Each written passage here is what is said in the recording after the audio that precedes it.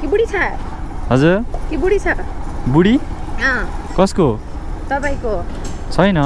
बुढी छैन बे त भएन त्यसो भए लाउने लिपस्टिक लाउने हो त किन गर्लफ्रेन्ड त होला नि त गएर चप्प चुप्पा खाइदिनु न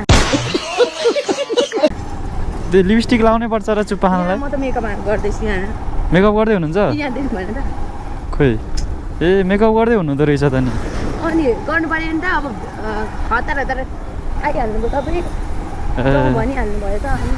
ए अनि कहाँ अनि मलाई मेकअप गर्ने हो भनेर सोधेर हुन्छ त नि अनि किन नगर्ने नि त्यस्तो गर्न त आउँदैन मलाई पर्छ क्या गर्न त आउँदैन सिकिराख्नुपर्छ कि गर्नलाई ए पछि बुढीलाई गरिदिनु परेन त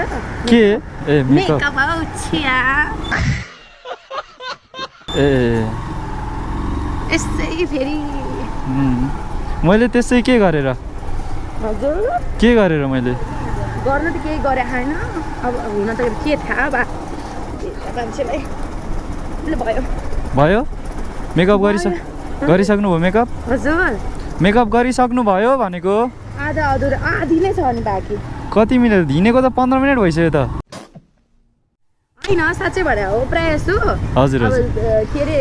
छोरा मान्छे होइन हजुर प्रायः जस्तो सबै मान्छेहरू नै राम्रो हुन्छ है हजुर हजुर अब छोरा मान्छे देख्दाखेरि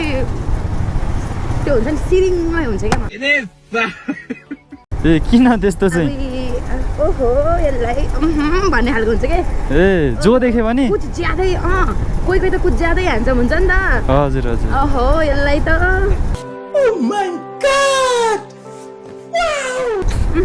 हुन्छ ए त्यस्तो हुन्छ है मनमा त्यो मान्छेहरू भन्छ नि लड्डु फुट्छ भनेर नि हजुर हजुर मेरो त लड्डु केक सबै फुट्छ लड्डु केक अनि अर्को के फुट्ने हो अरू के फुट्ने हो अब त्यो चाहिँ त्यही हो त्यस्तो हो है भनेपछि तपाईँको फुट्दैन मेरो फुट्यो भने त टेन्सन भइहाल्यो नि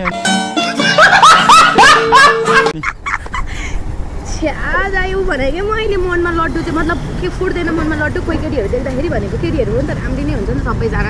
सबैजना ए हुन्छ नि तर मलाई त केही नै फुट्दैन म आफ्नो काममा ध्यान दिएर हुन्छु सो मलाई मतलब लाग्दैन लोयल हो कि क्या गर्लफ्रेन्डसँग म त्यस्तै भनौँ हजुर भएपछिलाई चाहिँ लोयल भनेको ए अहिले छैन सिंगल हो हजुर हजुर होइन अब तपाईँलाई तर तपाईँसँग यहाँ बस्दा नि मलाई यहाँ कुचकुचु भइरहेको के भयो मतलब ओहो कति मतलब इमान्दार मान्छे भनेको क्या त्यस्तो ए इमान्दार त इमान्दारै छु सट्टु सट्टु फुट्या चाहिँ छैन त्यो भन्ने त्यस्तो भने होइन ए ठिक छ राम्रो हो हजुर कहाँ जोर मिल्यो भने मन मिल्यो भने फुट्ला ठिक छ हजुर जोर पार्टी है हो किन लोकेसन कहाँको देखाएको छ सुन्दरीजलको हजुर जोर पार्टीकै छ सोधेको अन्तै जानुपर्ने हो कि तपाईँलाई भनेर लान्छु भने जान्छु कसले तिमीले यतातिर क्या घुम्नलाई बौद्धातिर भन्यो क्या होइन अहिले त मसँग टाइम छैन नि काम गर्नुपर्छ त्यस्तो नभनिदिएको भए हुन्थ्यो होला अब काम गर्न परिहाल्यो नत्र भन्दिनँ थिएँ होला ठिकै छ हजुर कता जानु लाग्नु भयो अब के गर्नु तिमीलाई लैजाऊ भन्दा लगेन अब काममा होइन काममा के काम गर्नुहुन्छ र त्यही हो गर्छु नि अब छोरी मान्छेलाई राम्री बनाइदिने काम ए पार्लरमा हजुर ए तपाईँ त्यही भएर पो राम्री भयो हो होइन म त बच्चैदेखि राम्री हो बच्चैदेखि हुनुहुन्थ्यो बच्चैदेखि त्यो पार्लरमा अरूलाई धस्ने कुरा आफैलाई धस्नु त हुन्न नि मलाई धस्नुको के जरुरत हौ ए आफैमा राम्री छु अनि धस्नु भन्दैन क्या त त्यसरी भन्नु मिल्दैन के भन्नुपर्छ त केही न केही सबै मान्छे राम्री नै हुन्छ सबै राम्री हुन्छन्